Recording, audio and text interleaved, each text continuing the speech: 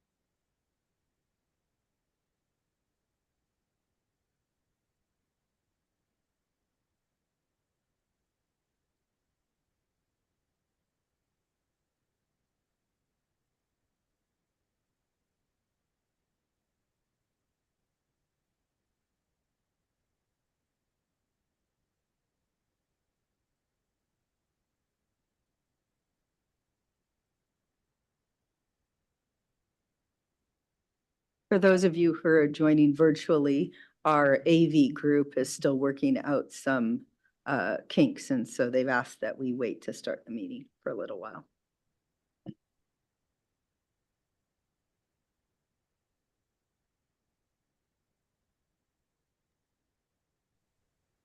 And hello, this is Kate again. I am wondering if our consultant Mandy could go ahead and look at the email I just sent around some of the meeting logistics. Thank you. No problem. I'll take a look.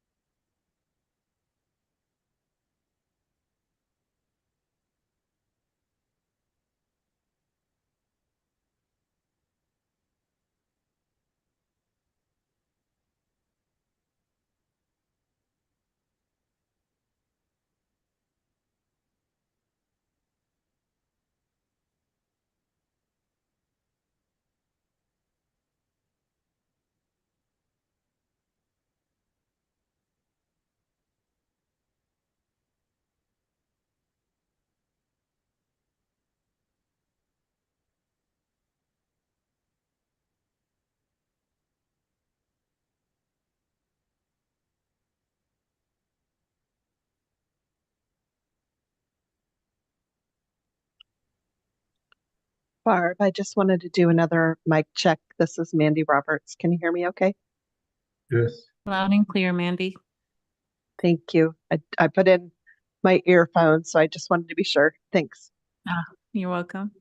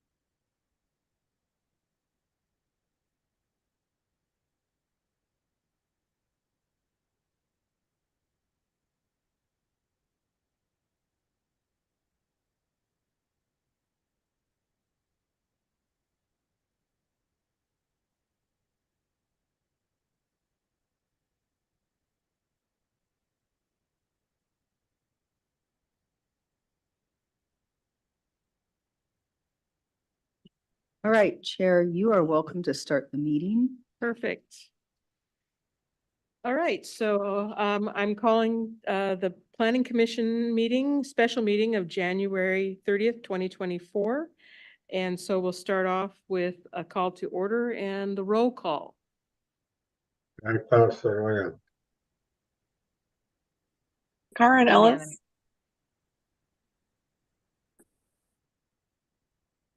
Did Brandon say? Bandhan Singh, I wasn't sure if somebody else was gonna go, sorry. Aileen Hansen.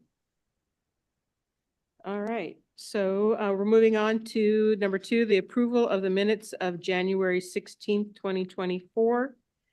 Do I have a motion to accept those minutes? I'll move. Do we have a second?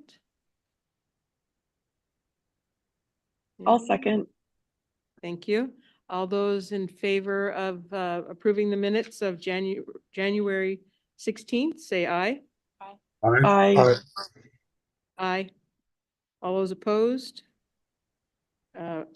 Minutes are approved. Okay, so now we're moving on to 3. So public comment on items not on the agenda. So Jen, do we have any public comment? We have none. Have none. Okay. All right, so now we're moving on to the big topic, item number 4, Envision CTAC 2044. I almost can't even spit those words out of my mouth. So I believe that's Kate that is starting that presentation for us. Yes, thank you so much. I am here tonight with the project consultant for the Envision project, Mandy Roberts. And as you know, we are here for your special meeting. First, I want to start out by thanking the commission for scheduling this extra meeting so we can talk about these really important topics. I believe Jen Kester has explained or discussed with you some of the ideas around this special meeting. The first thing, it's going to be a little different than usual in that while planning commission meetings are usually recorded, they're not usually posted on our project website and used as a webinar. And that's what we're trying to do tonight. We'll talk a little bit more about that in the presentation. I also want to let you know that this work session, because it's going to be used to share information, it's a public education tool, it's a community education tool. So some of the information that we will present tonight, the commission is already quite familiar with. We'll try to be mindful of that, but we're trying to utilize this opportunity to create this great resource that's not only a recording, but the presentation slides also have a lot of extra information and links. We'll highlight the important parts and try to stick to, the main topics of our work session. And our work session topic tonight is on development scenarios. A key part of the work on Envision 2044 is identifying development scenarios that will really implement the new vision that will be adopted as part of that project. So the format might be a little different than our usual presentations. And basically, it's rather a long presentation. Mandy and I will take turns. There will be different sections. And if you could hold your questions until the Q&A that we have after each section, that would be great. We're wondering if the chair wouldn't mind helping us by, as usual, kind of fielding those questions that people have. And then either I or Mandy can help answer it or bring you information that way. And with that, I think we can move on into the actual work session. So I am going to go ahead and open up the presentation that we have and just share my screen for a moment to do so. Hold on. There we go. Okay. So again, thank you to the Planning Commission. This is the first of a 2-part discussion on growth scenarios. Today's will be followed by your next meeting, which is going to be held on February 6th. And I just want to mention that this is a continuation of conversations we've had with the Commission around where and how will CTAC grow, phase 2 of the Envision CTAC project. As I noted already, this special meeting is a work session for the Envision project, and it is also a public education opportunity. I also noted that the information tonight will be recorded and will be posted on the project webpage that you can see on this screen. One of the things that will be posted is this presentation. Again, there will be live links throughout the presentation materials. I also mentioned that we've altered the format a little bit so that any folks who actually utilize this recording can have easier access to some of the topics that we're discussing. So in terms of today's agenda, I thought we'd start with some introductions of the project team, also Planning Commission. I'd like to talk a little bit about the Envision CTAC 2044 project, provide a little background on that before going into the work session topics. We'll start with the goals of today's session. We'll talk about why the city is developing growth scenarios. We'll do some work to understand the growth planning and regional growth frameworks, and also work to confirm CTAC's baseline growth scenario assumptions before ending this session with next steps. So I'd like to move right into introductions. My name is Kate Caney. I'm a principal planner here with the City of SeaTac. I'm also the project manager for the Envision CTAC 2044 project.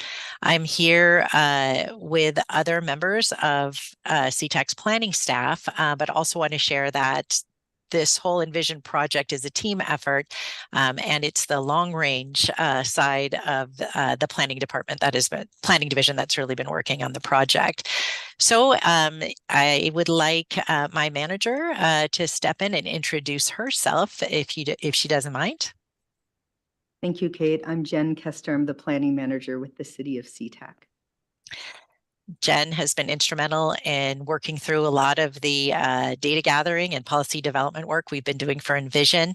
We're also grateful for all of the efforts of other staff. We have city's transportation planner, Zach Shields, contributing, as well as associate planner, Laura Stillwell.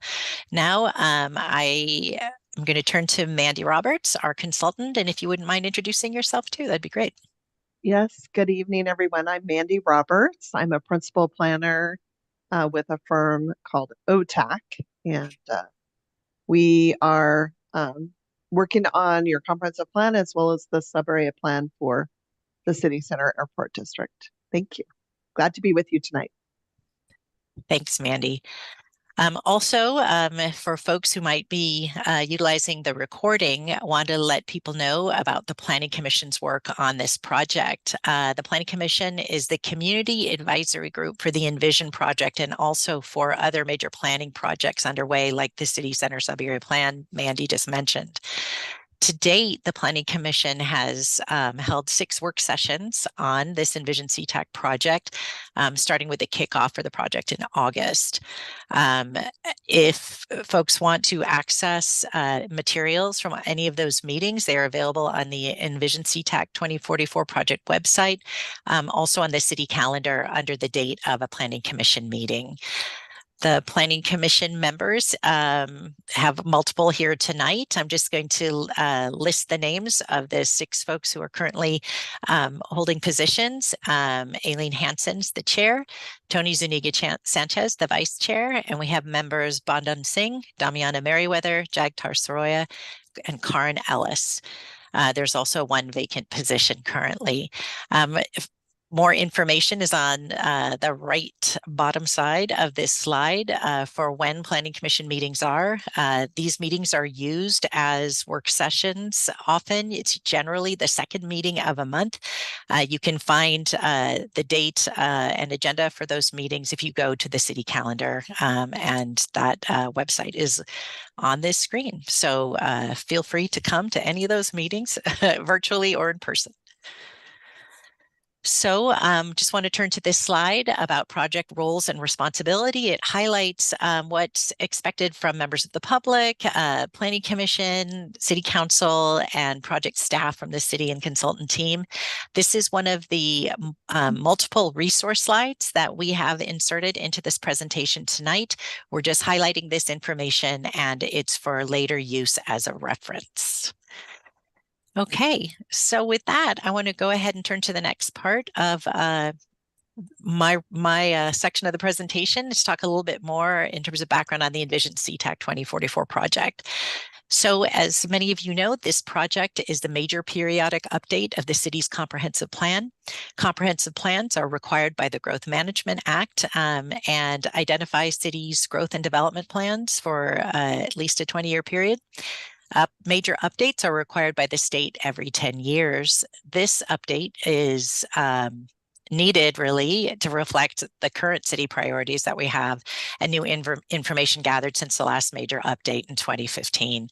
As part of this project, city staff worked to identify key project themes from the existing comprehensive plan and multiple projects completed since 2015. Council reviewed and authorized these key project themes, and you will see or hear about some of these specific themes in discussion today, specifically around growing urban villages near light rail and developing strong neighborhoods and healthy, equitable, connected, and complete communities, as well as others. Oops, pardon me. So this next slide highlights different phases in the Envision project. There are 6 phases. We're currently in phase 2. We expect to be continuing work on this for the next month or so. I want to mention that this project is required to end this major update by the end of 2024 per state law. I also want to mention that this project is closely aligned with other updates to components of the comprehensive plan. We're calling these the Planning Our City Together projects. You can see the project timelines below, and more information is available on the city's website. So I want to go ahead and move into what we're trying to get done tonight. As I mentioned, this is the first of a 2-part meeting, and tonight's meeting is focused on, or actually both meetings are focused on confirming growth scenario options to explore that could achieve the goals of the Envision CTAC 2044 project. Tonight, we're really getting grounded in the background planning requirements that cities in the state of Washington and the Puget Sound region need to address. I could wax poetic on that, but instead let me just go directly to tonight's goals. So first, we want to understand key growth planning guidance that will shape growth scenarios. We want to confirm CTAC's baseline growth assumptions based on the current comprehensive plan and the state and regional requirements for growth. And we want to be prepared for the second part of the discussion, which, as I noted, will be on February 6th, where the Commission will consider 2 growth scenario options that could implement the new priorities from the Envision project. And specifically on February 6th, if the Commission is ready, we will ask you to confirm if you like both scenarios that we'll discuss, both of those options, if you'd like changes, and that conversation may be a bit more interactive than what we will be having tonight. So I'm going to go ahead and hand it over to Mandy. Thank you, Kate. I'm going to pick up with why are we developing growth scenario options? And you can go to the next slide, Kate. Thank you. So there are a lot of great reasons that we need to look at different scenarios for how CTAC will grow over the next 20 years through 2044. One of the reasons is we want to really be sure we understand how we can achieve the goals, how best we can achieve the goals of Envision CTAC 2044 and the vision for the community. We want to identify where and how the city can accommodate new housing and jobs to meet our allocated growth targets, which I'll show you in a moment. And then we also, really, this is an opportunity to look ahead into the future and proactively plan for how our community will grow in alignment with our vision and values for our community. Next slide. As we look at these scenarios, we'll also be analyzing traffic implications of new growth in these different options through the travel demand model, which is being created as part of the Transportation Master Plan update, a project that's currently underway, and we're working cooperatively with them as part of the comp plan update. In addition to transportation, there are a number of other infrastructure and services that are provided to the community throughout the city. And looking at different scenarios will help us plan for how we need to, how those services and utilities might be impacted and how we need to upgrade and improve those to fit growth as it happens. And then another great thing about looking at scenarios is it really provides options for community input. So we're gathering that through this webinar and future Planning Commission meetings. We'll also be gathering broader community input as the planning process proceeds, including input from residents and businesses. Thank you. Next slide. So here are the growth targets. I realize that Planning Commission has seen these before. We wanted to include them in the webinar for those that might be listening to the recording. And just to quickly present, so the 2019 jobs and housing unit numbers are where you were in 2019. We do have more updated data to 2023 that we're looking at. And ultimately, what we're trying to meet are the target allocations that have been made to CTAC by the county and the region and the state. So by 2044, the jobs number is expected to increase by 14,810, and housing units are expected to increase by 5,900 housing units. Next slide. So let's take a look at some of the background that we reference as we're planning. So there's a lot of different frameworks that we're planning within, starting with the Washington State Growth Management Act that really provides a guide to jurisdictions who are developing their comprehensive plans to manage future growth consistent with regional growth strategies. And the regional growth strategies are called out by Puget Sound Regional Council in their regional plan, which the most recent version of that is Vision 2050. And Vision 2050 includes what we call multi-county planning policies, MPPs. There are no shortage of acronyms in planning, by the way, just to make a joke, but it's sometimes overwhelming, I have to say.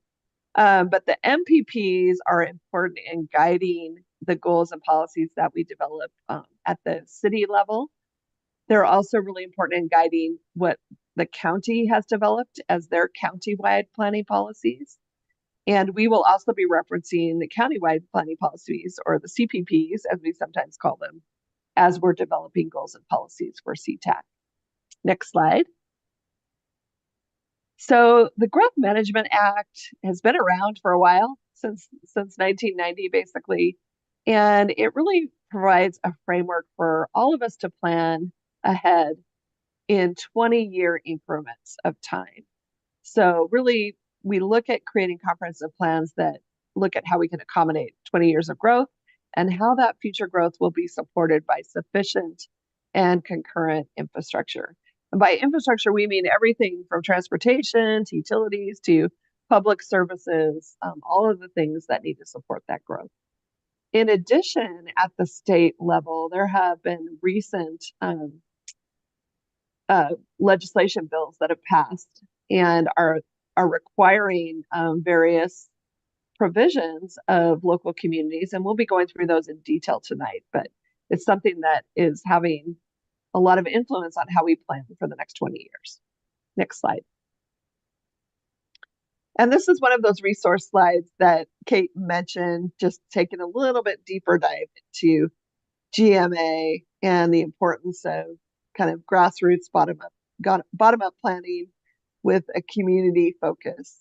So just wanted to put this in case others wanted to understand it a little bit more, as well as these goals, which are part of the original legislation of GMA. And there's actually a 15th goal that was recently added. So I need to update the slide, but it's around climate change and resiliency. Next slide. Okay, we just want to pause here for a minute because we're throwing a lot of information out and just see if there are any questions or comments or discussion from anyone on the commission about the Growth Management Act or other state provisions. So pause here. I cannot see anyone, Kate, and so hopefully someone can be facilitating that part. So, yeah, Chair Aileen, we were thinking that you can ask questions like you normally would. Okay, so I don't always want to be the first one to jump in. So are there any other commissioners that have any questions at this point? I don't really have too many at this point because I know that,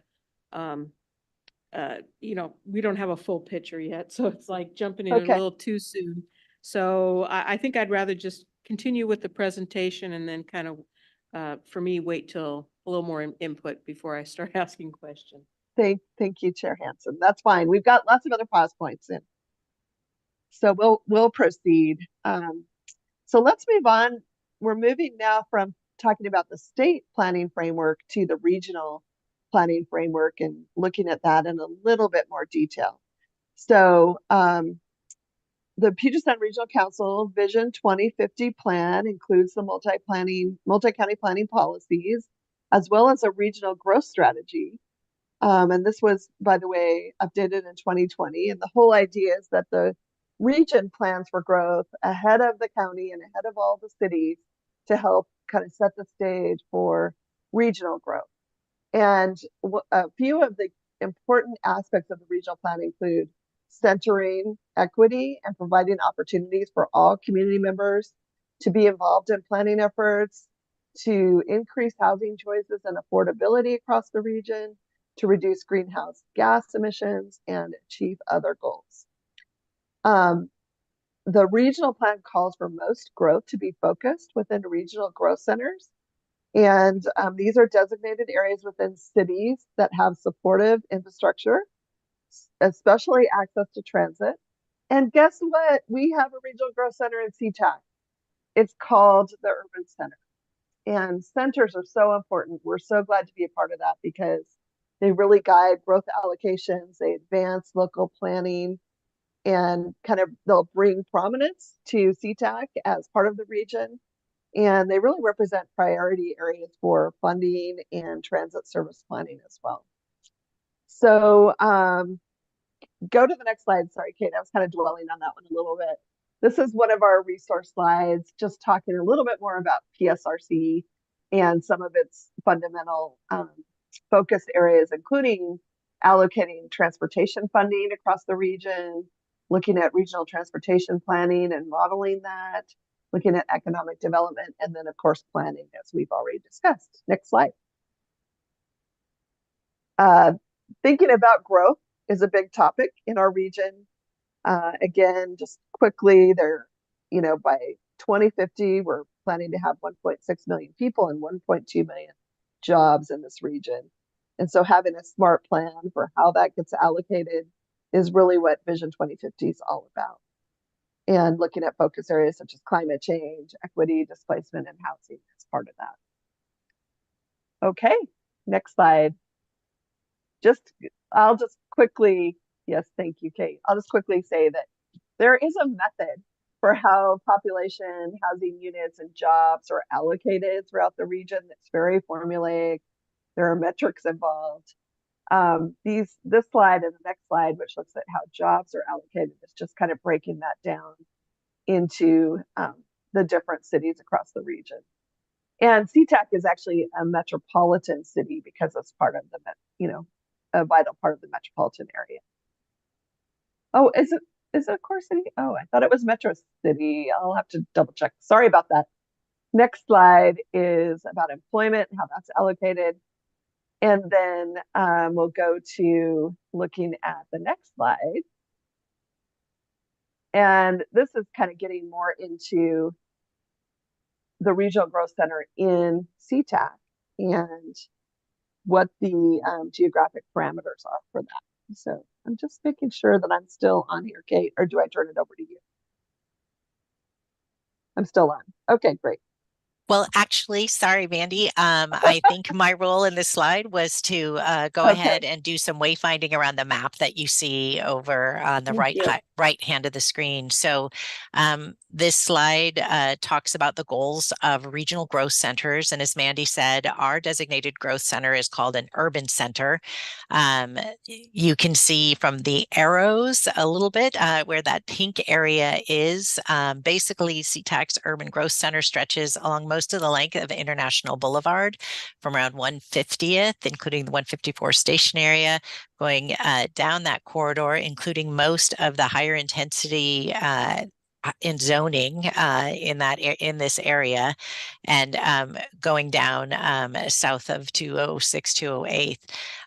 All of the sub areas, 154 station area, city center, and Angle Lake Station area, those are all designated sub areas and have plans, are within our regional growth center or urban center. Mandy, do you want to speak to Yeah. the characteristics? Mm-hmm. Yeah, and so there are activity units that are assigned to regional growth centers, and basically those are criteria for how they are designated. And there's actually a full list of criteria of how to attain certification, which the city of SeaTac has already done as part of creating this urban center. And we just need to continue to show how we meet those population, job, and housing unit targets for this designated center. Also, we need to show how we'll align with PSRC's overall goals for growth allocation, which do call for 65% of the region's population growth and 75% of the region's job growth to be located near high capacity transit. And in addition, promoting equitable access to opportunity through compact, walkable growth patterns and higher densities of jobs and housing units that have supportive infrastructure and amenities in these in this urban village framework that we have. So next slide. We thought it would be really good to share with you, take a look back at the last planning period that SeaTac planned for and how we did. So the amount of change that occurred between 2013 and today, 2023, is what we're looking at here. So we did increase in population, housing units, and jobs. And we increased the number of activity units in the regional growth center as well. So these are all really good things that we need to keep working on as we continue to plan ahead for the next 20 years. And I might add, Mandy, that Yeah. I don't believe we've done work around defining activity units in the context of regional growth centers. The activity units, and correct me if I'm wrong, it's a metric that Puget Sound Regional Council uses for these urban centers, and an activity unit is either one job or one person, I believe. And the idea is to increase densities of people working or living in the area. So there's sort of a density metric. The idea is compact development, higher density development, for housing and jobs. So there are some goals here that are on that checklist that was referenced on the last slide Mandy had up. And the city currently does not have a sub-area plan or chapter in our comprehensive plan to show how we comply with that checklist. So one of the goals of the Envision project is to create a chapter in the comprehensive plan that addresses how the city can achieve the goals from the regional growth center framework here.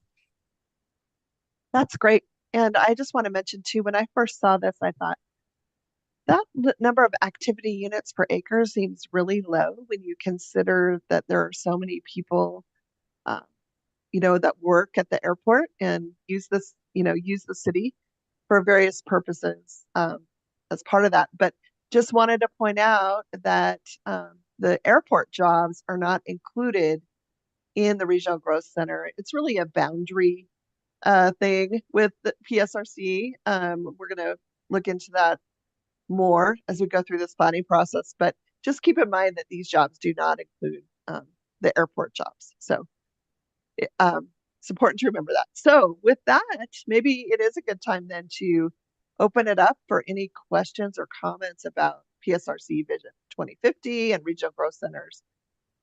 What are your thoughts about the changes that have occurred so far in SeaTac's urban center? Have they been obvious? Is there anything surprising to you? So thank you, Mandy. Are there do any of the commissioners have any questions at this time? Okay, so Damiana has a few. So one of my questions thank you, first, Kate, for anticipating my question about what that term was, because that was literally, I was writing down, what does this mean when you said that.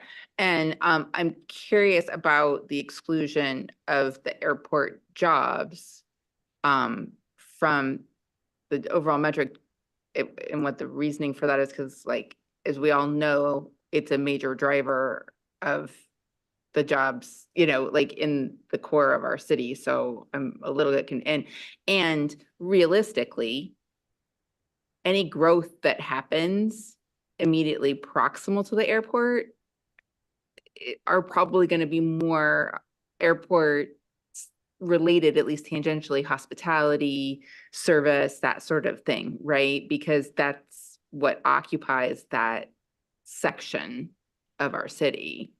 So if you have anything, and then I had one other question, but any sort of more information on why we would exclude the airport?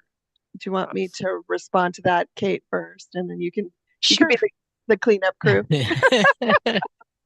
Oh, we did. Go right ahead. Yes, Commissioner Damiana, we did recently meet with PSRC on this issue to try to understand it better. And it seems it's purely a boundary cartographic issue. It's really just how they drew the boundary for the Regional Growth Center. And So it's literally one side of the street or the other? Exactly. They just cut it at the parking structure. So we're going to continue to look at that. The main thing to remember is that we still need to plan for the city holistically for all of those jobs and all of the people that are, working at the airport, living in the city and traveling to and from the airport, and even for guests and as part of hospitality in the city center area, people that are visiting. So we'll still be doing that as part of our planning. It's just interesting when we look at the numbers and we see, oh, wait a minute, those jobs aren't in here. We just want to be aware of that and how those jobs might change over the next 20 years and make that part of our planning.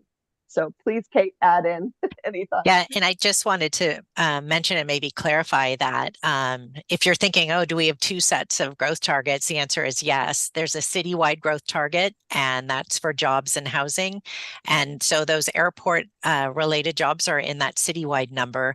And then we also have this urban center requirement for targets for jobs and housing.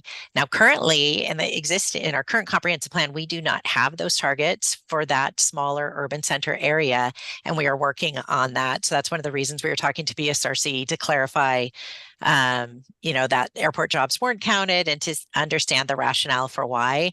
The urban center was designated a long time ago, and none of the staff who did that designation process are here now. So we aren't completely aware of the rationale at the time. But as Mandy said, we just started the conversation with PSRC. We shared information about, well, gosh, there are a lot of impacts in the urban center from, people in cars and walking and using the utilities and all of that, who are headed to the airport, in and out of the airport. So we'll definitely be having ongoing conversations about that, and we'll let you know what we hear.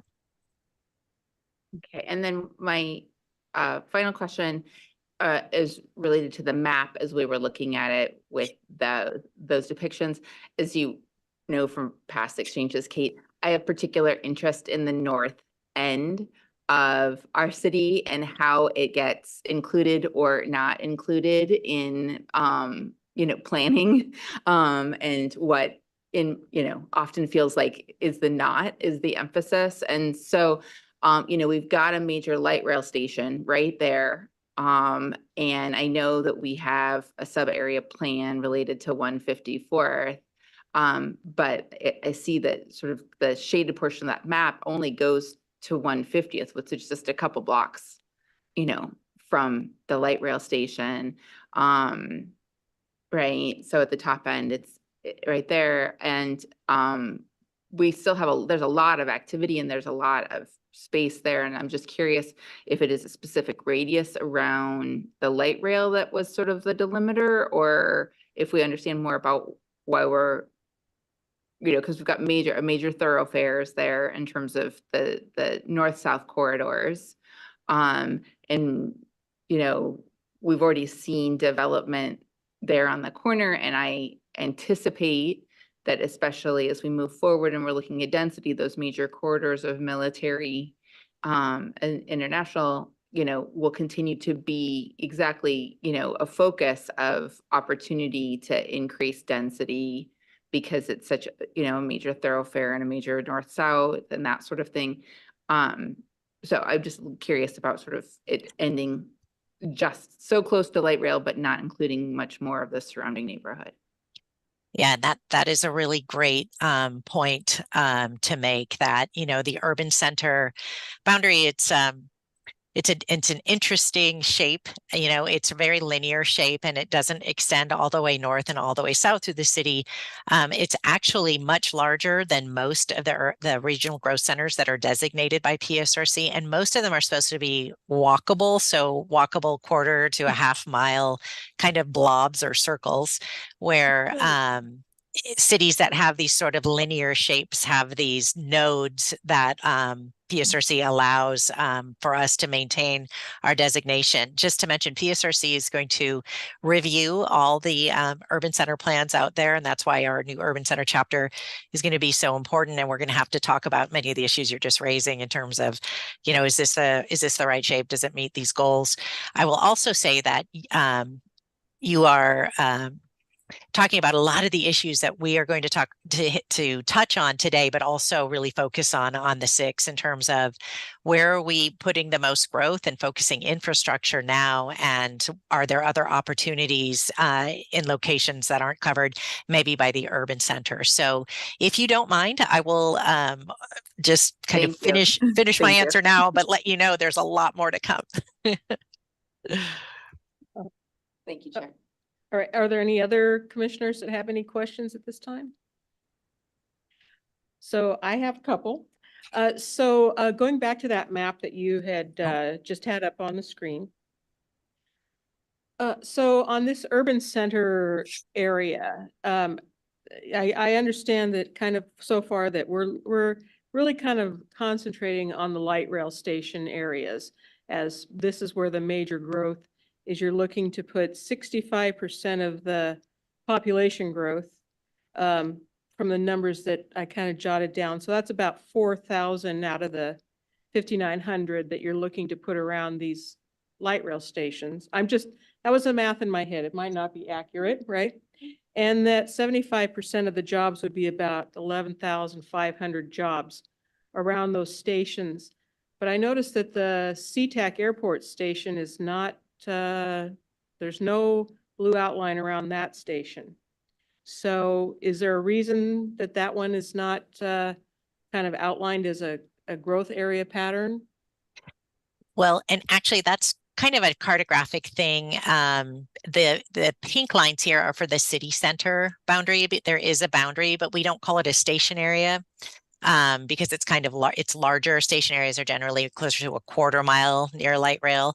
So the 2 blue plans are for station areas, and the city center is just red because it's not that tight station area. So we used to have a blue little line around what we called the station area, and part of the city center effort will be to determine, is the boundary right here. But just so you know, the 2 blue stationary plans are sub-area plans, and the city center plan, the one that we are currently updating, that has the same status. It's also a sub-area plan. So the idea within SeaTac's urban center is to cluster growth next to each light rail station, including the airport station.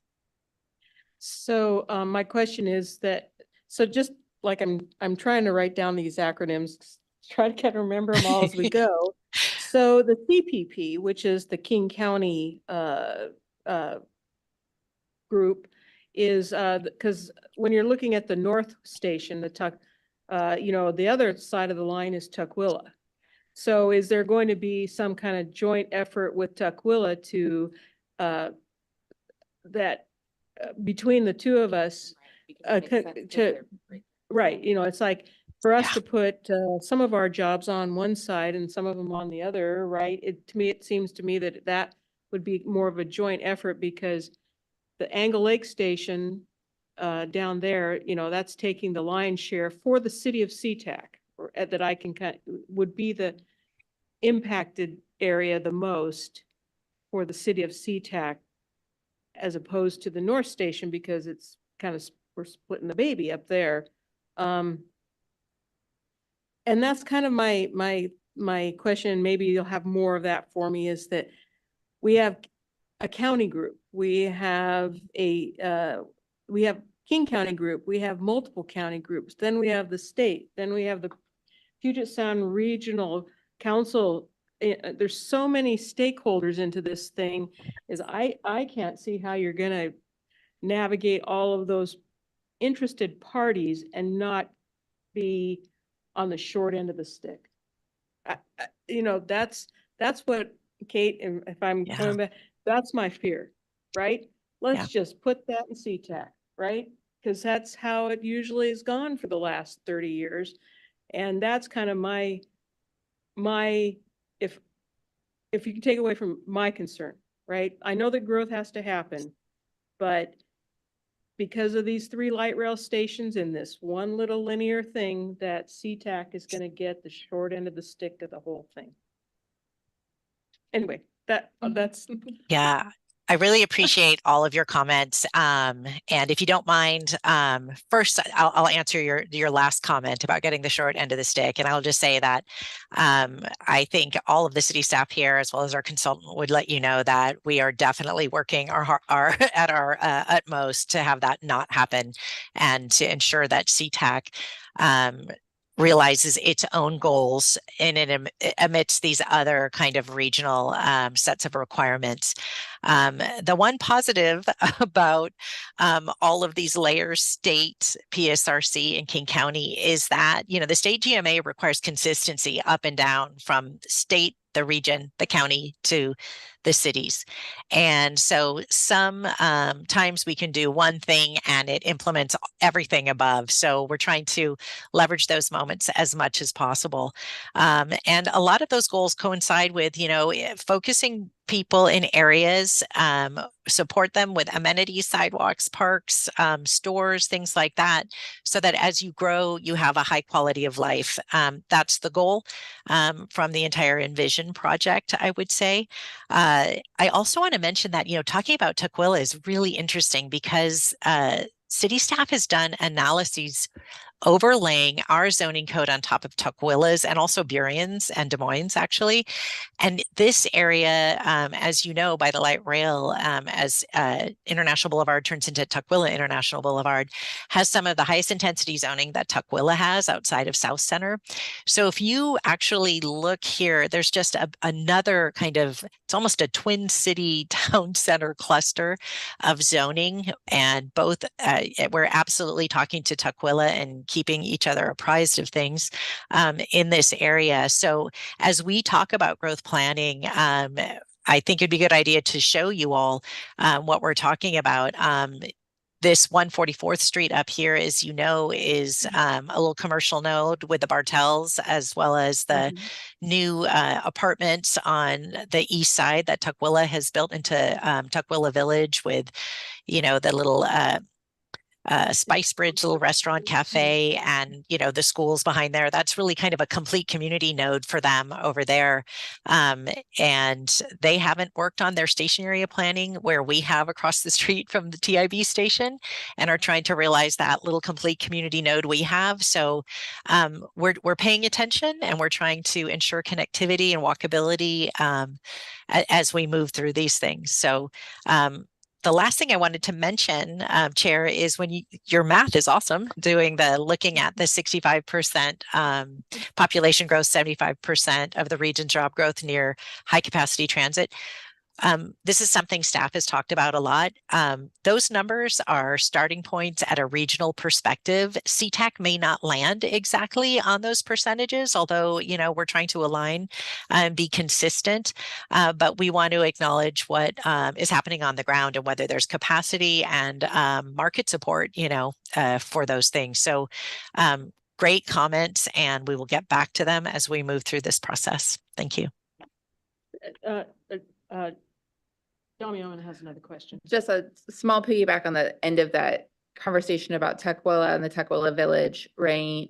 Is my understanding, you know, part of the idea behind the Tukwila Village is to redevelop or further develop, you know, that whole side of the street to connect Tukwila Village to the light rail, or what would be, you know, a sub area, right? To make it a walkable village all the way down, which right now, quite honestly, it's not very, I mean, people do a lot because that's the nature of the populations there, where you have a lot of people who need to traverse it on foot, but it's not particular other than having sidewalks and crosswalks. It's not actually that pedestrian friendly with the volume of vehicular traffic and the speed at which the vehicular traffic travels along that roadway.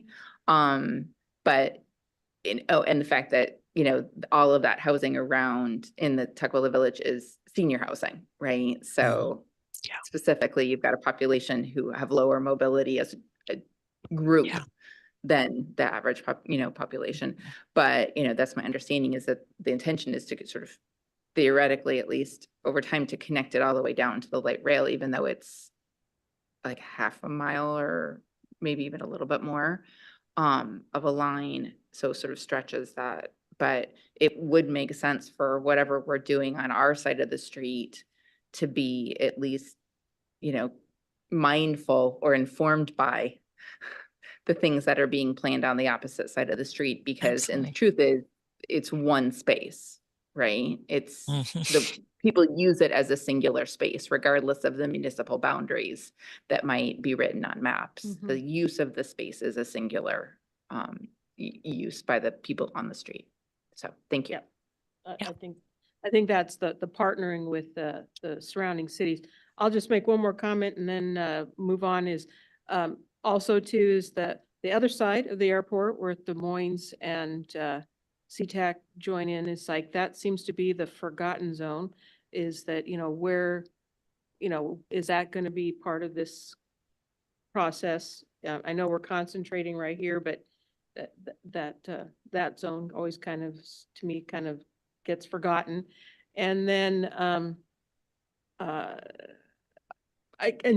and maybe you can answer this more as we go along the way, is that the Port of Seattle and the airport, you know, they're the Goliath, right? And I guess I just want to, you know, have a little more understanding. Are they subject to the Growth Management Act in that, and the consequences of what happens on that, the growth there, which seems to be grow, and then we surrounding take the impact of the people that come there to work.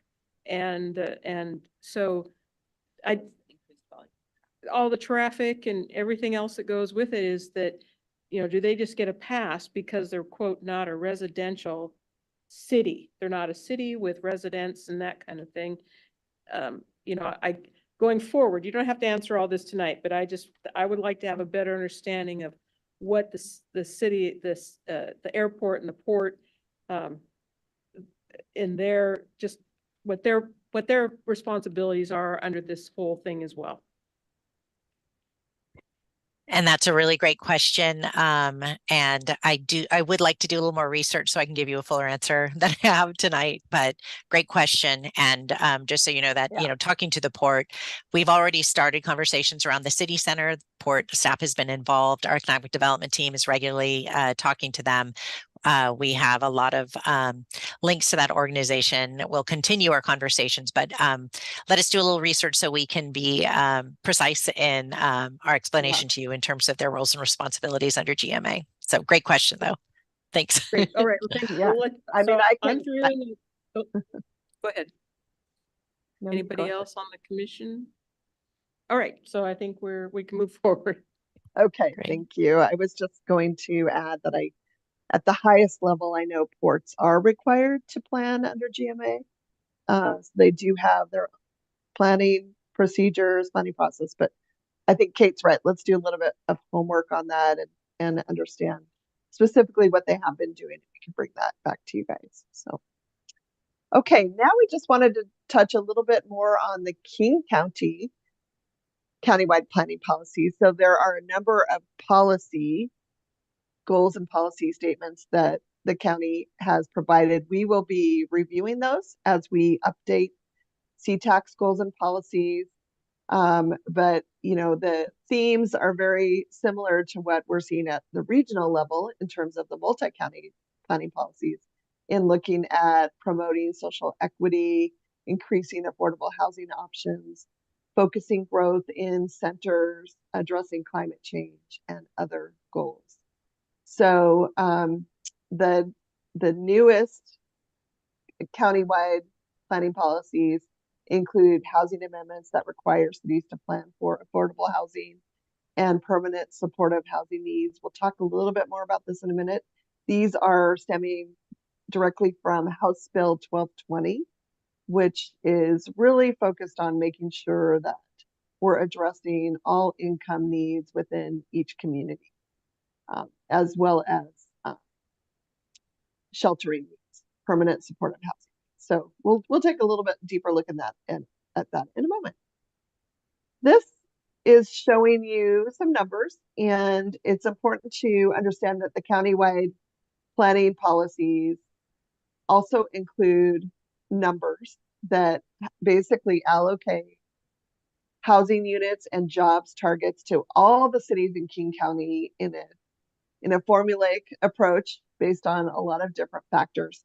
So this just, again, is kind of looking back at the last planning period from 2015 to 2035 and what our targets were at that time, and kind of where we are now in 2019, how far we've come to achieve those. So, for example, for jobs, our growth target for jobs in the previous planning period to 2035 was to increase by 29,348. We have already increased by 10,659. So we're headed in the right direction. For housing units, we are also headed in the right direction. So now we're in another planning period, looking ahead at 2044, and we have a new set of targets. They're slightly lower than you might expect, and that has a lot to do with kind of reassessing what the trends of growth have been in each community, and then proposing new jobs and housing unit targets for each community. You know, basically we have 14,810 more units to go in the next 20 years to meet that target, and 5,900 housing units, just as we talked about a few minutes ago. Next slide, I think. So any further questions about, I think we kind of addressed these in the last pause, but just wanted to check and see if there's any further questions about these targets or countywide planning policies. The commissioners have any questions? Nope, doesn't look like it. Okay, so Kate, I think we're back to you Okay. to do this next part. Yeah. Great, thank you. So Mandy just took us through, you know, that state and regional growth planning framework from the state, PSRC to King County, and last but absolutely not least is what the city itself, what CTAC's growth strategies are. What I'm going to highlight are the current strategies in the comp plan as it is today. Excuse me, and these are terms that and ideas that the Planning Commission is very familiar with. So CTAC has two main pillars, I would say, to its growth strategies. The first is to focus growth into urban villages, hence we call it the urban village strategy. If you would go into the comprehensive plan, you wouldn't find urban villages mentioned unless you really dug deep and went into the land use chapter 2 background report, where it talks about how in the original 1994 planning process, where the original CTAC comprehensive plan was adopted, the community actually voted on whether to do one big downtown or to have smaller urban village kind of mini town centers to serve the different neighborhoods. And folks went with the urban village strategy. So we're basically back to the future, back to what we started with in 1994 and talking about clustering growth into urban villages. So the foundation policy for how we describe our urban village strategy is from Land Use Policy 2.1a. And that is to implement the city center, 154th station area, Angle Lake station area plans to focus the majority of CTAC's commercial and residential growth into 3 distinct complete communities within the urban center. Again, we've just been looking at this map, the urban centers in the pink and the 2 station areas in blue, and the city center boundary is hard to see here in the pink. So that's the strategy that we were just looking at from the regional perspective, but also now the nodes are where our policy says we will focus most of the urban center growth. So the second pillar of CTAC's growth strategies, or actually, sorry, I went ahead of myself. So one thing that we haven't actually talked to the Planning Commission at length about are going through each of the sub-area plans that were adopted at different times. So the 154 station area plan up north, that was adopted in 2006. And that vision was to create a vibrant mixed-use residential neighborhood that can connect people from various backgrounds. That's basically from the vision statement. This Angle Lake Station Area Plan was adopted in 2015, and its vision statement talks about it being a transit community, clustering growth around transit, a generator of economic opportunity, and a place that's connected, multimodal, and the center for the community. So those are the base goals for those areas. They are implemented by sections of our zoning code, overlay districts for each of those that try to implement the vision through different development standards. Also priority areas for different infrastructure in the budget process. The city center plan originally was adopted in 1999, but as you know, the vision is being updated because it was more than 20 years ago. The new vision was adopted in 2020. And this city center sub-area planning project is underway now to refine that vision. So the vision from 2020 is for that area to be a global gateway to the Pacific Northwest, an active hub for residents, workers, and visitors, and also an enticing and walkable urban district. So as growth scenario options evolve, understanding not only the state and regional framework, but also, the city's goals for how we cluster growth into these urban villages is important, and looking at the sub-area plan efforts or the sub-area plans is helpful guidance. Okay, so this was the report card on how well did we do on all of that? How well are we doing on the urban village strategy and putting growth in the urban center and the urban village boundaries? So this map is a little hard to read. The urban center boundary is in the black line, and it's hard to see where the 3 urban villages are, or the 154th city center and Angle Lake Station Area urban villages are. What you can see though clearly is that there are a lot of dots for houses in different colors of blue, and the little gold people in bed are for hotel construction. A lot of construction has been focused in the urban center and near the light rail stations, and also in the within the sub-area plan boundaries, with the exception, as you can see, of this area around the airport station in the city center. That's something we are looking at as part of the city center planning effort to better understand the local market situation there. But in addition to these different kinds of projects, and this is the development pipeline map is what we call it. These projects were in this map's from 2022, and they include projects that were under construction and also in permitting and different planning stages there. But I did want to mention, as it notes at the bottom of the slide here on the left hand, that along with this new growth, the city has paid attention to where infrastructure needs need to be addressed, looking through, the transportation transportation master plan, the PROS plan, and the different department budgets, you can see where different sidewalk projects and park projects have been implemented to track where there's growth and where new infrastructure is needed. So the Urban Village kind of strategy is working fairly well. I will say what may not be on this is a specific unit count. I did a little math earlier yesterday and today, and it looks like at this point more than 2,000 housing units are actually either under construction or in the planning stages. Now, some of those units might not come in. Most of those units are larger multifamily apartments, which is the type of growth we've really seen in the city, along with hotel development. But that is a lot of units. And if you recall, our citywide goal for 2044 is 5,900. That 2,000 gets us pretty far if they were all to be constructed. Okay, so now I wanted to turn to the second pillar of CTAC's growth strategies, which is supported growth with complete community infrastructure and amenities and that policy guidance.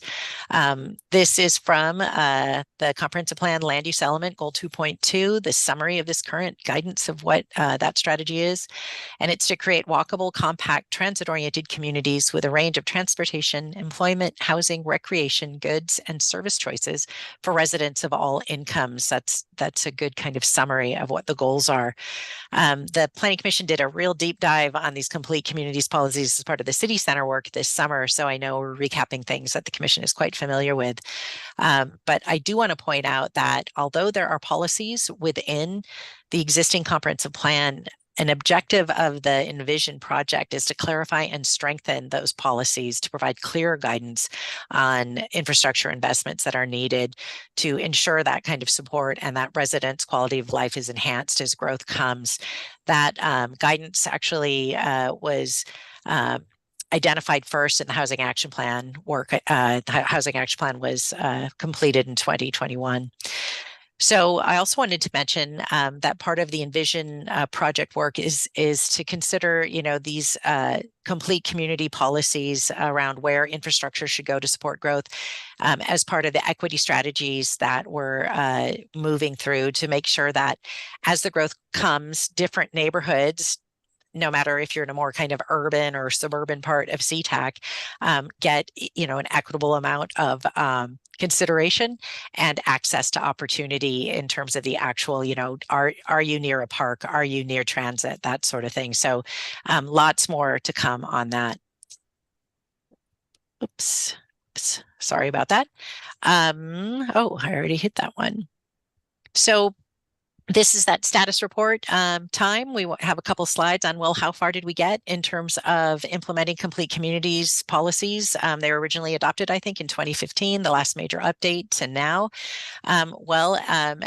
We are still refining kind of what the criteria is, but in the comp plan now, the metrics or the criteria for what makes a complete community, there's a discussion about households being 1/2 mile from and having walkable access to these 5 things: access to transit, parks and open space, healthy food, diverse, affordable housing options, and a variety of neighborhood services, primarily daily needs oriented services. This blue statement here talks about the fact that there are definitely gaps in access to this infrastructure that's listed above. And if you look at the comprehensive plan map to the right, this map, all the yellow shows the single family areas. The red and the brown show the higher intensity commercial and residential areas along the International Boulevard corridor. You see those light rail stations. And you can just sort of visualize that, well, there's great access, not only trains, but the rapid ride going down International Boulevard. There is limited bus service on Military, on 128th, 188th, and some other areas in the city. So access to transit, some is really great if you're near International Boulevard. Elsewhere, it's a little tougher. You can see some of the parks in the city in green. You can see a big gap here in the city center.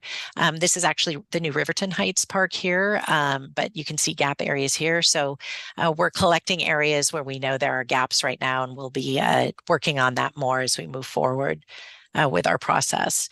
So the first part of the status report on complete communities is we know that we have gaps in some of those criteria. Now let's take a look at housing options. The criteria is for diverse, affordable housing options.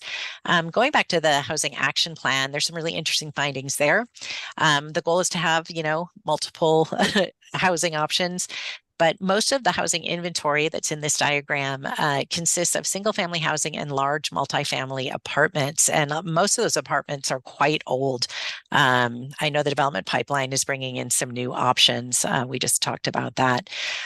So the gap in access that was identified in the Housing Action Plan were these kind of middle housing or medium density housing types like duplex, townhouse, and small multifamily. That's something that we'll talk about more. So the other part of the, do we have affordable housing options and a diversity of those?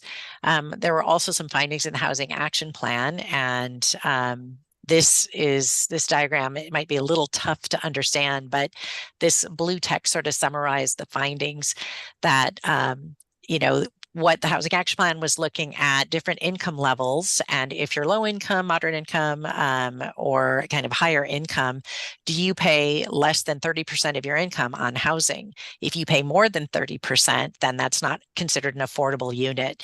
So when the math was done, gaps in units were shown for folks at the extremely low income levels, the moderate income levels, and the above median income levels. So the higher market rate apartments, there's a lack of those units, and especially the kind of extremely low subsidized units were showing a gap.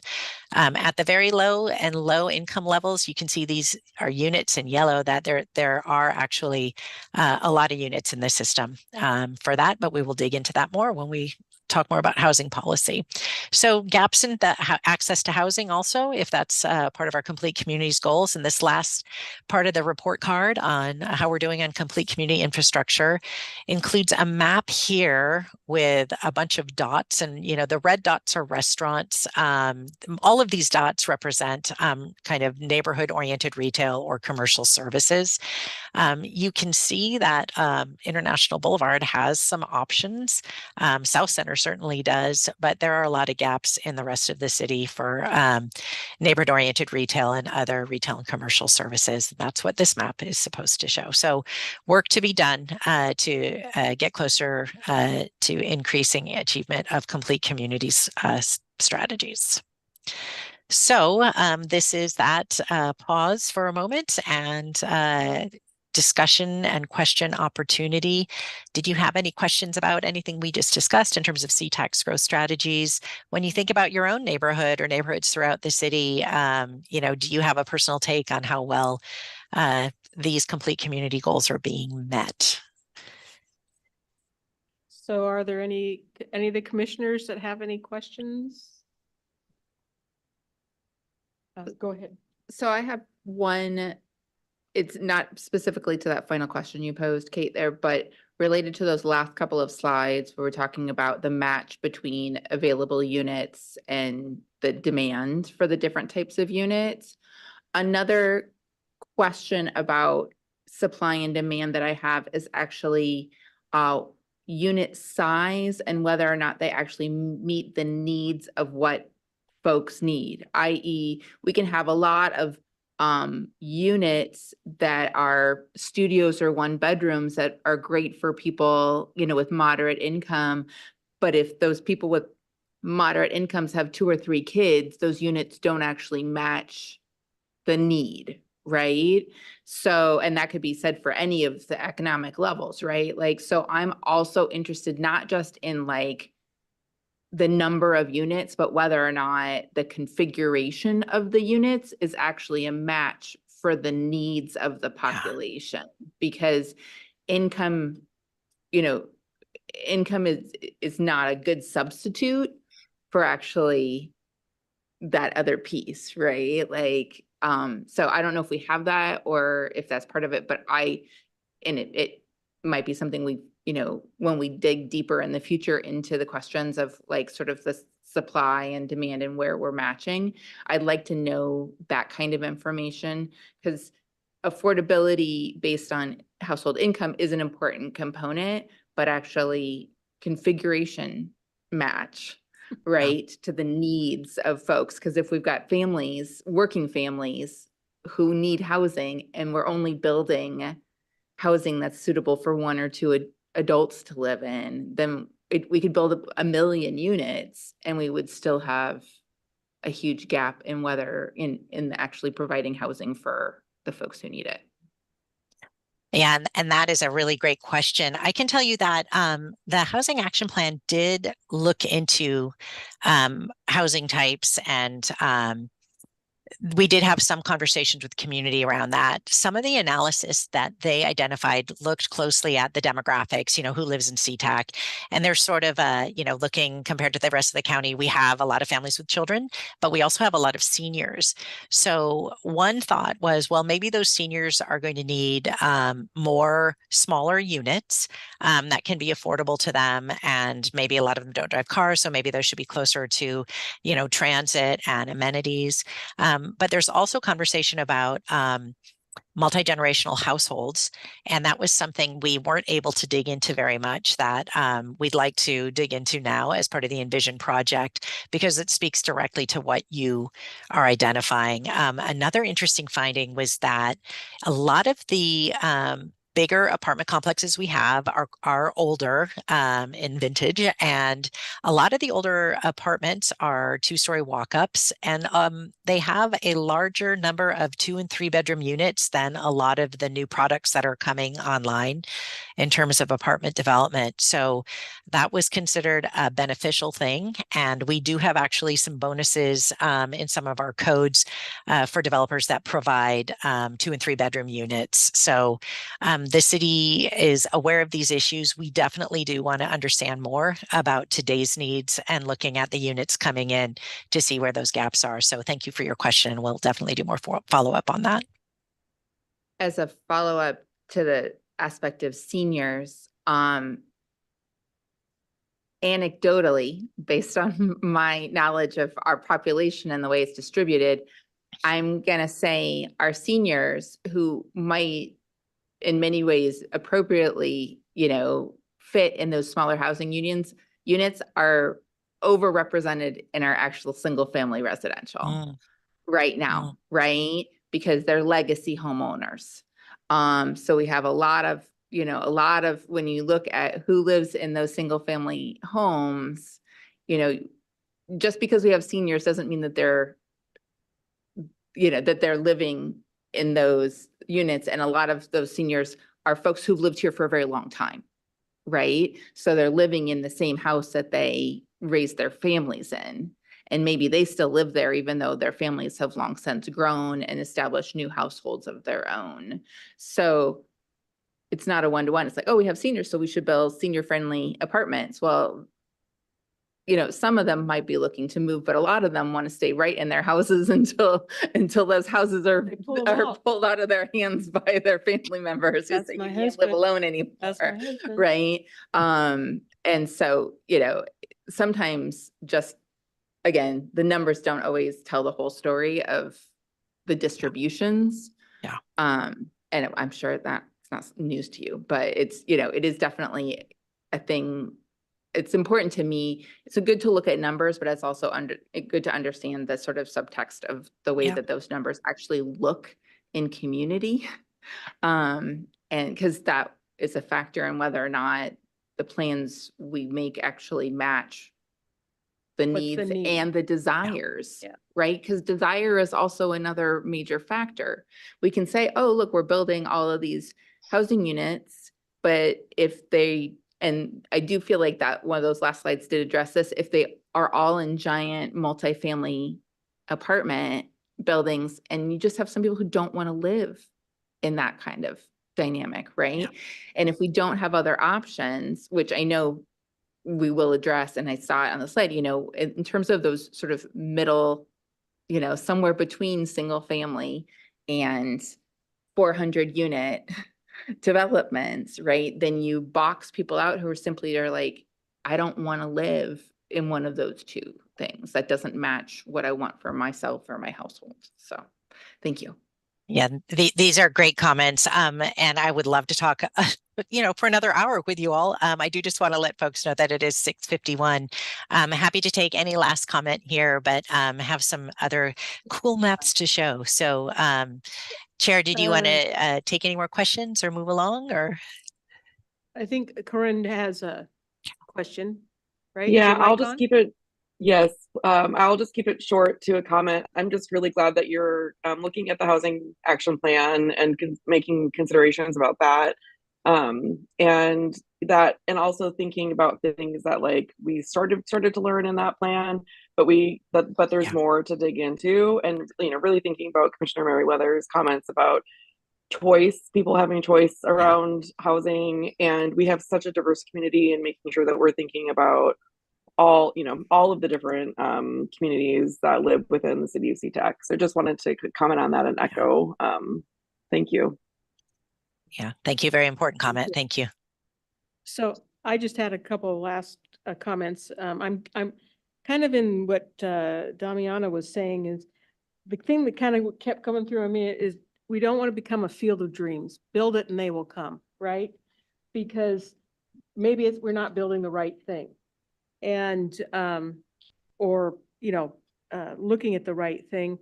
But I live in the South 200th area by the Angle Lake Station. Lots of growth going on there, lots of planned growth on there. The roads are a nightmare. And I don't see the complete community at all, right? I don't see anything that would attract me to walk up and have something at a restaurant from my house. Nothing. The sidewalks are unpleasing. Everything around it's unpleasing. So I guess my question would be, and then what is the thing that attracts like a community gathering place? I haven't seen it, right? Other than the light rail to get to work or wherever. So I guess what I would like to see is maybe some good examples of what a complete community looks like in another jurisdiction that's in our area. That if they're doing it, well, I'd like to see it because I don't see it at all. Now maybe the north one in Tukwila doing a little bit better job of it, and all I see is that there's more plan and more signs for more units around the Angle Lake Station, with no plans for any type of that complete community of parks and anything around anywhere extra amenities, parks. We have one major park that is just overrun in the good weather and really kind of shuts out residents. So I guess I'd like to see more of, where does that complete community come into play? Anyway, so that's mine. Yeah, great comments. Really appreciate that. And if you all don't mind, and this is my favorite topic, complete communities. You can ask anyone in City Hall. I'm sure my manager is laughing right now. And so we will definitely come back to all of this. Really appreciate the comments. So let's go ahead and move forward to some of the interesting legislation and then development scenario discussion. Thanks, Kate. Yeah, really good segue, some of the discussion on housing, because some of those things that you all mentioned are exactly the purpose of the recent legislation in terms of making sure that we have the right supply to fit the diversity of each community and the demands and needs of each community. So you've probably heard of these pieces of legislation. I'm going to just go over each one. But House Bill 1110 really increases middle housing in single family detached areas of zoning. And basically cities can allow development of at least 2 units per lot on all single family zoned areas. This will be addressed in the comprehensive plan, and then adoption in code is required 6 months later by June 30th, 2025. Another kind of companion piece of legislation is called House Bill 1337. It addresses accessory dwelling units. And basically, the city of SeaTac already allows 1 accessory dwelling unit per for all residential lots. But this legislation would say that you can allow up to 2 accessory dwelling units, and it also changes some of the characteristics about how those housing units are provided. And then House Bill 1220, which was actually enacted a couple of years ago, expands affordable housing options in each community and calls for analysis of specific housing needs by income level. So if we go to the next slide, just a reminder of what middle housing is. And sometimes we call it missing middle because in a lot of communities, we are really lacking in these missing middle types of houses for people, which include anything from duplexes to cottage, stacked flats, different types of multiplex buildings, townhouses, things like that. So the whole idea is for this type of housing to really be closer in scale to single family homes than larger apartment buildings, to really fit in neighborhoods, to really fit the needs of a lot of different households. And so, you know, especially on the right here, I find it kind of interesting because this really matches a lot what you guys were just talking about. But who really needs missing middle housing? Where is it needed? So it can fit the needs of anything from people who are starting out their lives as, you know, workers in the communities, for example, and they might need a new home, or they want to rent a place on their own or with a roommate. Seniors and retirees who might be, you know, maybe there are some who are legacy homeowners, but maybe there are some who want to downsize a little bit, move into smaller places. So empty nesters, for example, might want to stay in the community. They want to find those kind of housing opportunities in their community. Just having more choices of neighborhood scale housing is part of the mix of what this brings. And creating walkable neighborhoods around this housing that connect to transit, shopping, services is also part of the opportunity with middle housing. And then making sure that there are a range of rental and purchase options as part of the mix of housing. And the more that we have middle housing, we know that more that range of whether it's ownership or renting, that gets widened when we have more middle housing communities. So basically, I think you all know that there's a housing shortage in our region, and these pieces of legislation have been enacted specifically to address that. So just to take House Bill 1110 into a little bit more detail, there are different cities with different tier requirements, and SeaTac is a tier 2 city that includes populations with at least 25,000 but less than 75,000. And there are lots of guiding documents coming out. In fact, an important model ordinance and some user information just came out last week. So we have provided some links on these slides for you if you want to do a little bit more homework and kind of see some of the information as far as what these different housing types are. For cities, tier 2 cities with populations of 25,000 to 75,000, we must now allow 2 dwelling units per lot in general across the city. And if we're within 1/4 mile walking distance of a major transit stop, we must allow 4 dwelling units.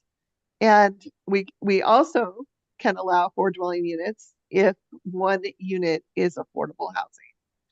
So just a couple of notes. So the bill really defines major transit stops as light rail or bus rapid transit. Those fit into high capacity transit category. So it's not just every bus stop or even Sound Transit Express. It's definitely has to be either the light rail stations or bus rapid transit stops. Let's go to the next slide. So for SeaTac, it's important to recognize that some of the things in other cities don't apply to SeaTac. So for cities other than SeaTac, there's a limit on how much parking cities can require for middle housing. No off-street parking minimums for middle housing within a 1/2 mile walking distance of light rail. But in SeaTac, because there has been special legislation around cities within 1 mile of an airport like SeaTac International Airport, we are not subject to that limitation. So there aren't any limits on how much parking can be required for middle housing. Just real quick, I want to Yeah. mention, and we just briefly shared this with the Planning Commission a little while ago.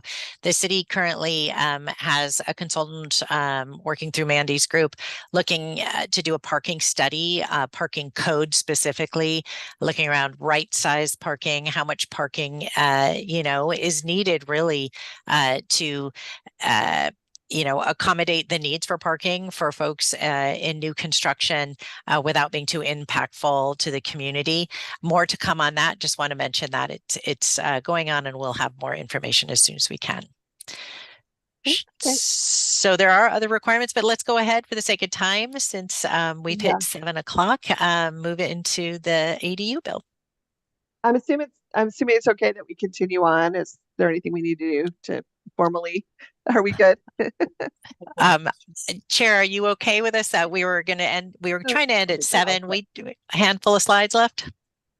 That's fine. I think that I have lots of questions on a lot of this, and so I think that another meeting. Well, so I should also note, the Planning Commission does not have in its bylaws a limitation of time Okay. for this. I recognize it's getting long.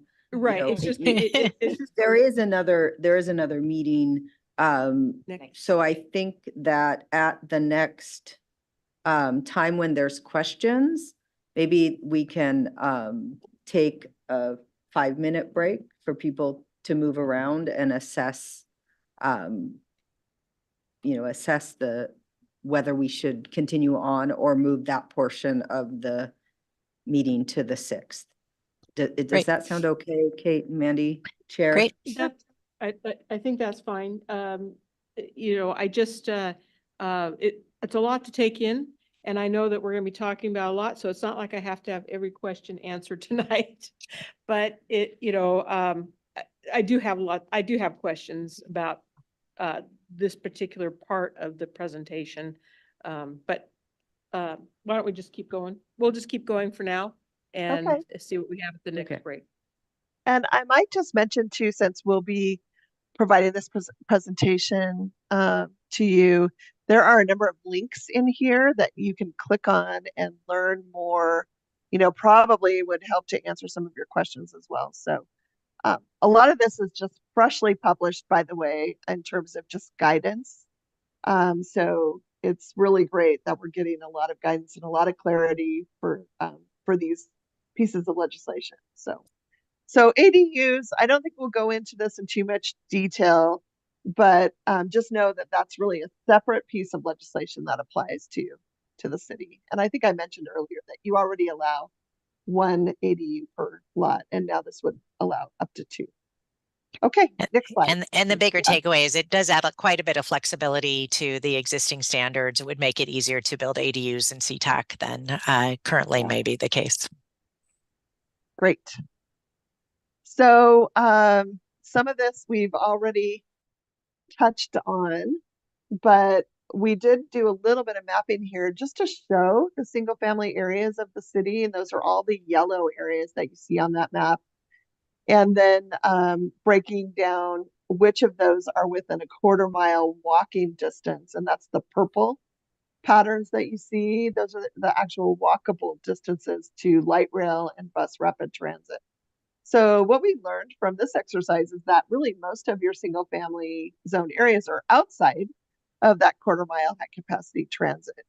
So most of the city will be subject to the 2 units per lot requirement, whereas a lot of the areas that are along the light rail and bus rapid transit corridors are already zoned with more intensity than single family. There's a few places where single family areas are located in there. You can see, we're going to zoom in on these maps in a minute so you can see more detail. But many of those areas are already zoned for higher intensity. So when we think about what kind of level of growth and change in middle housing and ADUs might we expect, it's a challenge we're really working to figure that out more definitively. We're looking at different characteristics of property size and property values. But generally, some guidance that's out there for the region is saying that 3 to 15% of existing single family housing might redevelop with middle housing types, and an additional 9% might convert or have ADU redevelopment. And these are, region wide. This is also looking over a 20-year period, which I forgot to mention that here, but it's not a huge amount, but it's still something to kind of be aware of. And we're going to work to try to make this a little bit more definitive just for CTAC in the coming weeks as we do our analysis. Areas that are exempt are include areas that are encumbered with critical areas like wetlands, steep slopes, things like that, as well as areas that aren't served by utilities like sewer. And we do have some of those areas in the city. Okay, next slide. Well, and I guess I would clarify that the city gets to choose exemptions. Maybe some cities are working really hard to get sewer connectivity, for example, in a certain, place. So their codes to implement this middle housing bill would change that. So that's going to be one of the conversation as CTAC works through the policies around how this is implemented and the codes. So lots more conversation to come. Good point. So I think 1220, sorry, we've talked a lot about that. You guys have probably had past presentations, but we wanted to provide a little bit more background on that. I would go to the next slide, Kate, just in terms of those income levels and the need that has been defined in the county. And these are really the income levels that we'll be planning towards for CTAC as well. So that AMI is area median income, the very low being the 0 to 30%, and then all the way up to above 120% of AMI. By the way, we have some really good information. We should bring that to a future meeting, Kate, about what are the different jobs that people hold that have these income levels, because it's really interesting to note, that teachers, police officers, dentists, even, of course, people in the service industries. It's kind of interesting to note where they are in these different AMI levels and somewhat surprising. So let's see, let's go to the next slide. This is just showing us what the units are. They've already been calculated by the county, what the units needed in each income level are for CTAC. So these are household units, basically. And I'm sorry, there's not a legend on here, so I'm trying to figure out. So this is just what's needed in blue, and then the orange represents the permanent supportive housing need for CTAC as well. Yes, and this is preliminary information. These are the housing units by income level. We will definitely come back with more conversation and more information. Basically, there are gaps that we need to plan for in the lowest and highest levels per the King County countywide planning policies, the CPPs. This is very similar to the work that you just saw from the Housing Action Plan, which we did that to prepare for, a number of things, including we understood that housing policies were coming. They hadn't quite been defined. So our assumptions were basically similar to the CPPs, but the King County is requiring that these levels be adopted. There was a process around that, and we can talk more in the future about that. Great. So I think all of this was really reflected in that previous chart that you saw. But in addition to looking at accommodating the various income levels, 1220 also provides guidance around mitigating racially disparate impacts of current and future housing policy. And one of the things we'll be doing is looking at this in more detail in the community, both in terms of past policies and requirements that might have been discriminatory, and then how to mitigate that in the future, avoid that in the future with how housing is provided. So I think the key takeaways are that, you know, our housing element for CTEC must incorporate these state requirements, and we are working to do that. And there will be some additional code adjustments that are required as well as a result of these state legislative pieces. So the city will be working on code amendments after the comp plan is adopted. So here we are to the next pause for questions.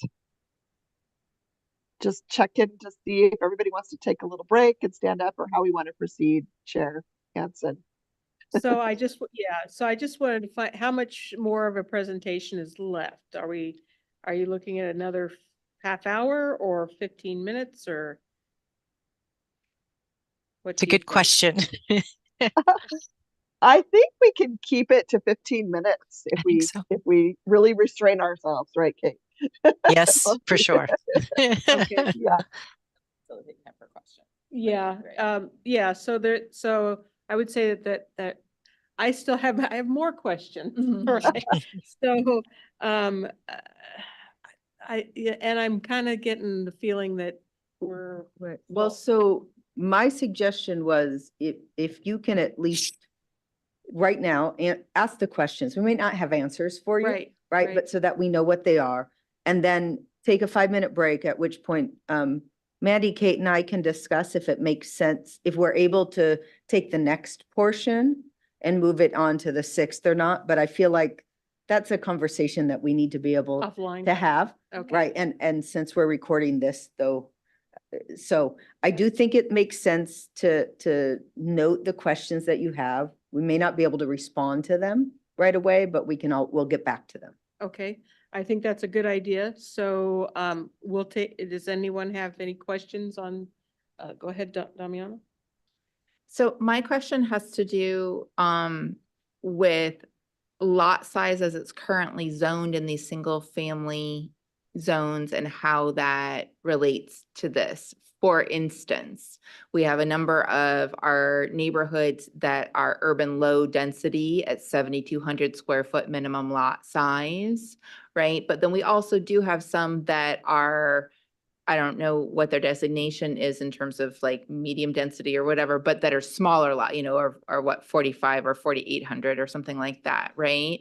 And so how does that interact with these changes in terms of allowable number of units? Is it in the legislation that, you know, it relates to square foot, you know, max lot square footage?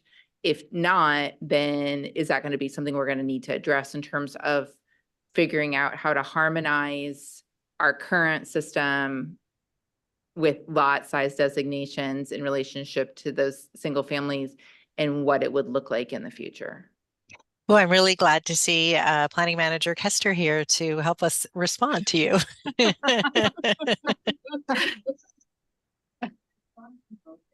Oh, Jen, we can't quite hear you. Oh, thank you for that. The response is both and. So there are some lot limitations in the legislation that say lots smaller than a certain amount don't need to provide extra units. Lots more than that, you have to allow extra units. So we'll be moving away from lot size as a density tool. So it'll be more about if this lot exists and it's of this certain size, if it's bigger than a certain size, more units are allowed. And we'll get into the specifics of what that is. Yeah. So, It's Like, about I should finish at another point in time. Yeah. so my question kind of falls along the same line, is that I know that just being in CTAC for many years, and that, you know, there's a big thing about the impervious, you know, being able to have runoff and being to accept, you know, groundwater and rain. And so it's like, how, you know, I know that at one point, like my whole neighborhood, you're built as big as you really can go, right? And now we're changing, all of a sudden we're flipping a switch and saying, hey, you can cover more of that land mass. How is the runoff of all of that taking place in some of these different things? Yeah, so The model ordinance that Commerce just put out has some guidance on that very issue. And so we'll be looking into that. So it Okay. is recognized that completely covering a lot has other implications than simply providing housing. And so we'll be looking at the guidance from Commerce and making sure that we deal with that appropriately. And then I'd had one more question on a previous slide that's about the how much housing we needed in each category, and I might be reading it wrong. If you can go back a couple, this one. So is it telling us, and I may be reading this slide wrong, is it telling us that we really need to have high income homes built? That percent, you know, that we should be aiming for people that have incomes of 120% AMI, and so we should be looking to build some really nice luxury homes? You know, that I would say market rate homes in that bucket are what they are talking about here, available to folks who, you know, have that income level. We will be drilling down into the, you know, specifics of the meaning. And I know our director, Evan Maxim, has been really close to a lot of these discussions at the King County level, and he can help contribute to this conversation as we move forward in the process. But I think at this point, the way I read it anyway, is that, you know, for market rate, which looking at area median income, you know, 120% AMI is the market in a lot of locations.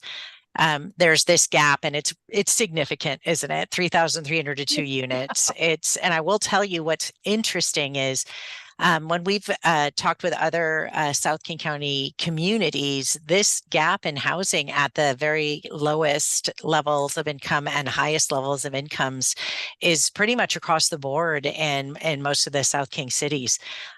Interesting finding, and we'll definitely drill down more into it as we move forward with the project. Well, I can tell you why, right? It's like, if I can afford that home, it's not gonna be, you know, I'm gonna be over in Normandy Park or Bellevue, or, you know, that's the gap. You don't, you know, it's, that's, you know, if I had the income and I was looking for a home, I'm sorry, I'm not gonna be looking in SeaTac for a high-end home. It's the same thing about the apartments that we're building, is that, you know, some of them are for higher income people. And yeah, I just don't, it's that I'm still getting that if we build it, they will come kind of vibe, right? I just don't, even if we were to build even a portion of those, I don't know that you will get that kind of people that have that kind of income to be moving to SeaTac. Choices. Yeah, because there's more choices, right? And so anyway, I don't want to keep us longer. That's just kind of my input. So do we want to take a 5-minute break so that you can? Yes, so Okay. let's take a 5-minute break. Okay, so we'll take a 5-minute break. So those that you are online, stay put.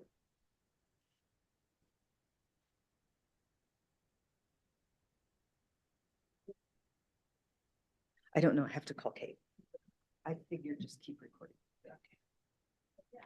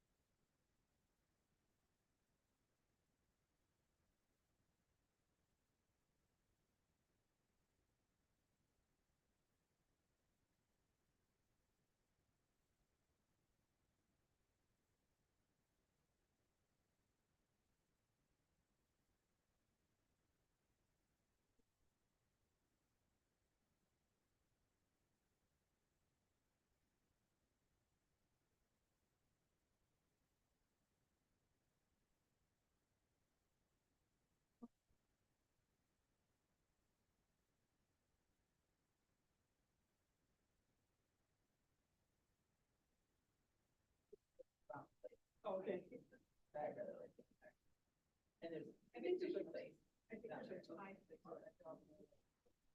Yeah, like not in the mall, but like in.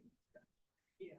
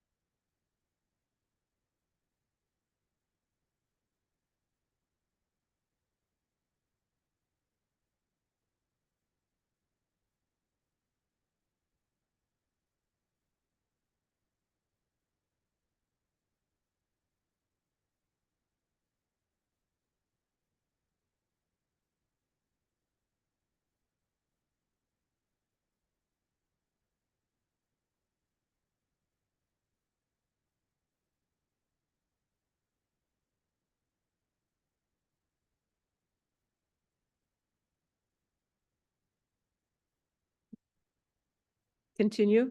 So our 5-minute pause is over. Right, let's take a moment so that we know Kate and Mandy have returned. Okay. And should we get a roll call again to make sure all the commissioners are back? I think we're okay. We didn't adjourn the meeting. We just Okay. took a break, so. All right.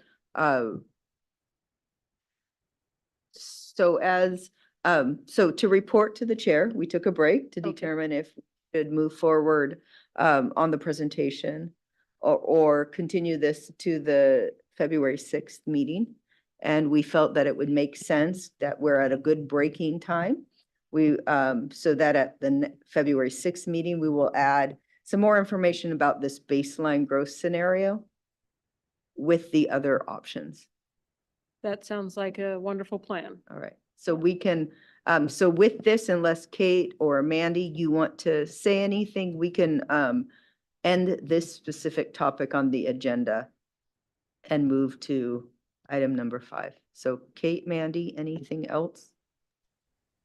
I just want to thank you all for such a great discussion and really look forward to continuing it on the 6th. Thank you so much. Thanks. Thank Yep. you. Mhm. Great. Thanks for all your work. Okay, so we're going to move on to item number 5, our CED staff report. And Jen, do you have anything for that? Yes, I do. I have reported that there have been applications for planning commission members. I can now report that the mayor, Igal, is interviewing them. I believe it is tomorrow. And so once the interviews occur and he selects who we'd like to appoint, I think that maybe as early as March 1st, we would be bringing on a new commission member. I think that's the timing that, because the appointment will go for confirmation to council, probably the second meeting in February is my best understanding. Also, I should say that we have the meeting on the 6th. Again, it's going to be recorded as part of a webinar. Continuing this discussion, we are also looking at bringing forward the introduction of the multifamily tax exemption program update, which is an element of our affordable housing program initiatives that Laura Stillwell, Associate Planner, will be back in front of you. Expect that to be the second meeting in February. So that would be February, well, I'm sorry, my math is not working very well. 20th. There we go, the 20th. So that's the extent of my report tonight. Thank you. I'm glad that we're hopefully having an additional commissioner with us. All right, so moving on to item number 6, are there any planning commission first comments for tonight? Doesn't look like anybody has any additional comments. We used all our words already. Yep. Yeah, so it's with big topics and lots of work ahead, and really appreciate the all the work that they're doing and the work to come. So item number 7, adjournment. Do I have a motion to adjourn? I'll move that we adjourn for this evening. Is there a second? I'll second that. Thank you. So we have a motion to adjourn. All those in favor say aye. Aye. Aye. Aye. Oh, oh, Aye. not everybody's. Okay, there we go. And Joktar, I didn't hear him come back. Yeah, all right, so we're adjourned. Thank you very much, and we'll see you all next week, next Tuesday. Thank you. Thank you.